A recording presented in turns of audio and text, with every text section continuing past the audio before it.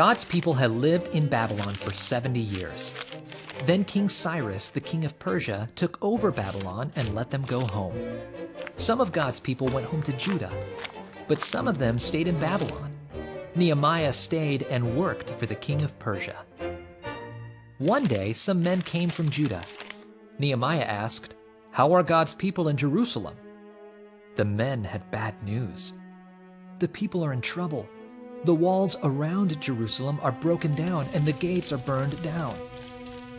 Nehemiah sat down and cried. Then he spent time praying and fasting. The king noticed Nehemiah and asked, "What's wrong? Why are you sad?" Nehemiah was afraid. No one was supposed to be sad around the king. Nehemiah said, "The city where my ancestors are from is in ruins." The king sent Nehemiah to Jerusalem. Nehemiah led the people to start rebuilding the walls and gates. The workers put in doors, bolts, and bars. They cut stones and lifted them into place on the wall, and they filled in gaps and holes. All around the city, people worked side by side.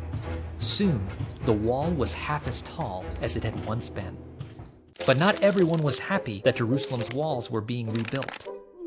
Some men who lived nearby made a plan to attack them and stop their work. God's people prayed and chose men to guard the walls all day and all night, but the people were discouraged. Nehemiah reminded the people that God was with them. "Don't be afraid," he said.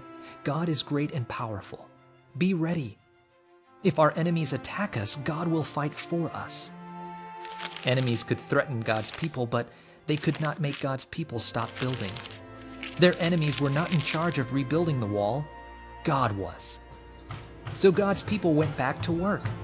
Some stood guard with weapons, and others worked on the wall. Some men worked with one hand and held a weapon in the other. They were always ready to fight, just in case. Nehemiah was a wise and good leader for God's people. In just 52 days, the wall was complete. The gates were repaired, and the wall was restored. The city was ready for more of God's people to come home. When all of Jerusalem's enemies heard that the wall had been rebuilt, they were afraid because they knew God was with his people.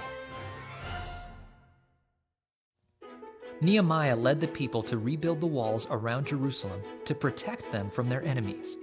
Jesus came to protect us from our greatest enemies, sin and death. He died on the cross and rose from the dead to rescue everyone who trusts in him.